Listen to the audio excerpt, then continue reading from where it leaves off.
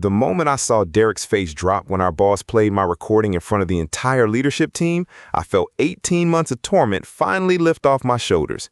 He'd spent a year and a half making me look incompetent, lazy, and difficult to work with. He'd nearly cost me my career, my mental health, and my marriage.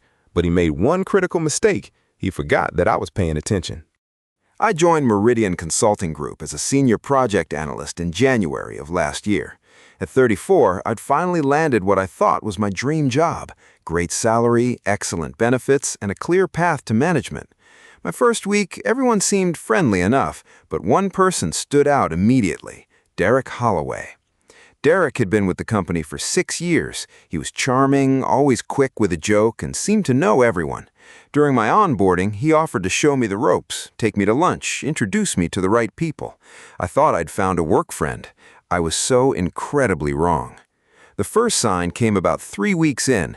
I'd submitted a detailed market analysis report to our director, Patricia. I'd worked on it for 2 weeks straight, even coming in on a Saturday to make sure the numbers were perfect. Patricia loved it. She even mentioned it in our team meeting, calling it exactly the kind of thorough work we need. Afterward, Derek caught me in the break room. He patted me on the shoulder with this big smile and said, "Hey man, great job on that report. Patricia was really impressed." Then he leaned in closer. "Just a heads up though, between us, she mentioned to me privately that she wishes you'd included more competitive intelligence. She didn't want to say it in front of everyone, but I thought you should know for next time." I thanked him profusely. I had no reason not to believe him. He was being helpful, right? So the next report I submitted, I spent an extra week adding competitive analysis that Patricia hadn't asked for. When I presented it, she looked confused. She said, "This is good, but this is way more than I needed. We're on a tight timeline here." I left that meeting feeling like an idiot who couldn't follow simple instructions. That became the pattern. Derek would feed me little pieces of insider information about what leadership really wanted, what Patricia really thought, what other team members were supposedly saying about me, and every single time, acting on his advice made me look worse. 3 months in, I started noticing strange things in meetings. Derek would casually mention mistakes I'd made, but frame them as jokes or friendly ribbing.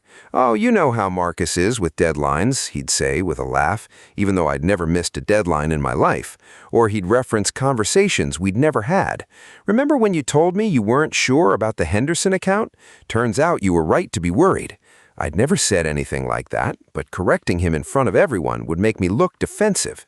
The worst part was how he'd do it, always with a smile, always framed as support or concern.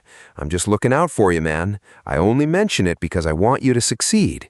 He was so good at it that even I started to question my own memory. By month 6, Patricia's attitude toward me had completely changed. She'd stopped including me in important meetings. My project assignments got smaller and less significant. During my mid-year review, she told me she was concerned about my communication skills and that several team members had mentioned I was difficult to collaborate with. I was blindsided. I asked who had said these things, and she wouldn't tell me. "Company policy," she said.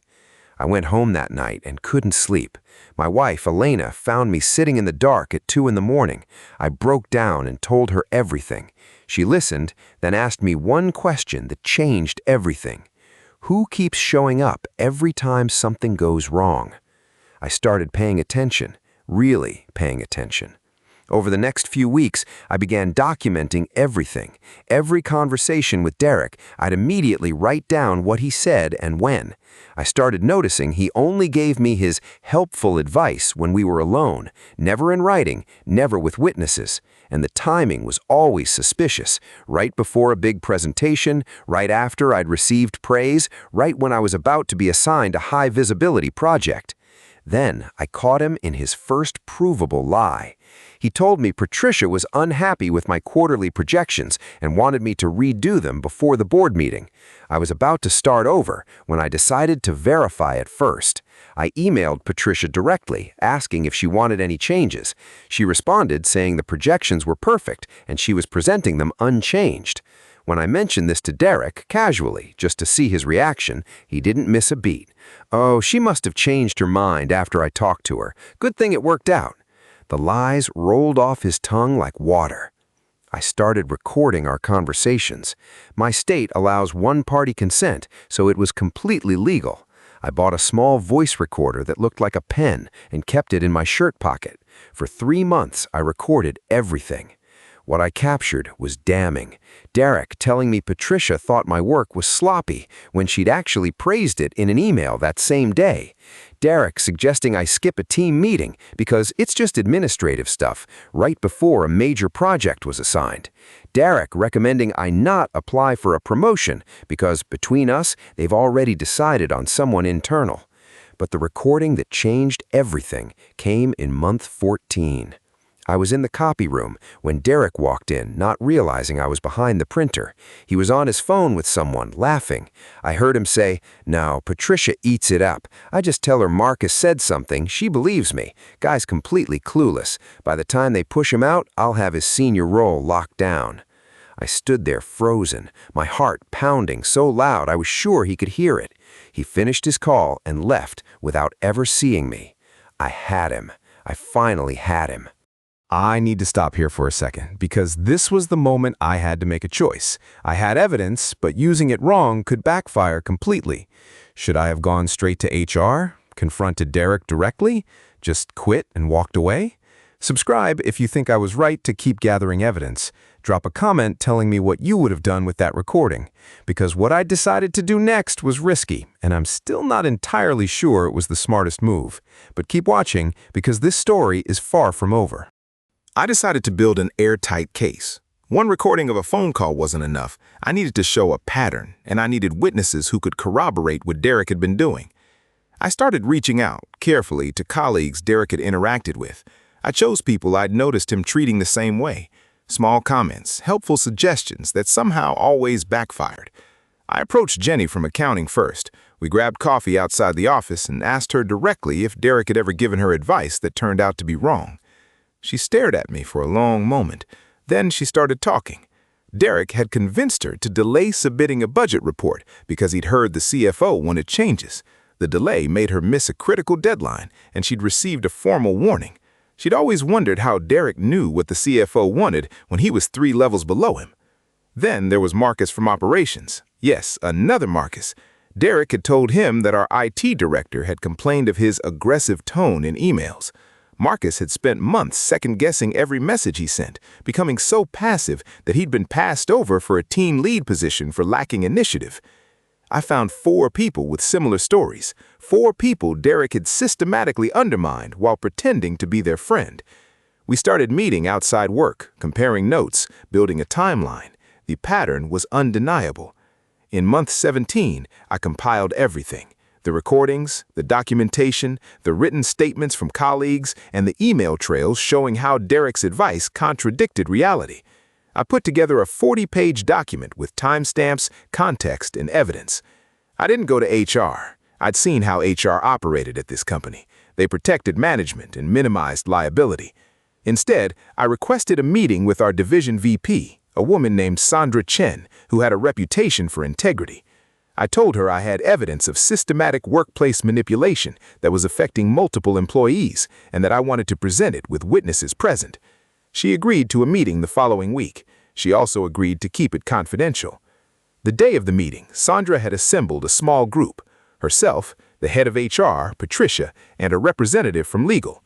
She'd also allowed me to bring Jenny and Marcus from operations as supporting witnesses. We sat in the large conference room on the executive floor, and I could feel my hands shaking. I started by presenting the timeline, every incident, documented and dated. I showed emails from Patricia praising work that Derek had claimed she hated.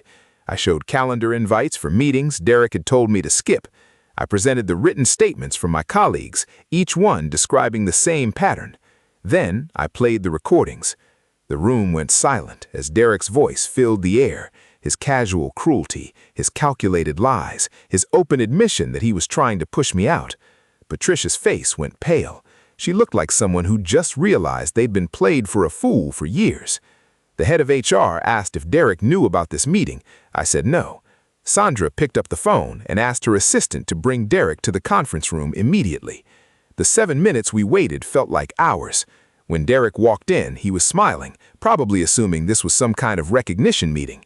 His face when he saw me sitting there with documents spread across the table was something I'll never forget. The smile didn't fade immediately. It froze, then slowly melted into something else. Confusion, then concern, then barely concealed panic. Sandra didn't waste time. She told Derek we'd received serious allegations about his conduct and asked if he'd like to respond to specific incidents. She played one of the recordings, the one where he told me Patricia hated my projections.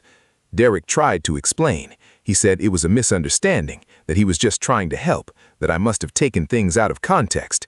Sandra played another recording, then another. Each time, Derek's explanations got weaker. His voice got smaller. When she played the copy room recording, the one where he admitted to manipulating Patricia and planning to take my job, Derek stopped talking entirely. He just sat there, staring at the table. Patricia spoke up. She was furious, but not at me. She'd trusted Derek. She'd made decisions about her team based on information he'd fed her for years. She asked how many other employees he'd done this to. Derek didn't answer.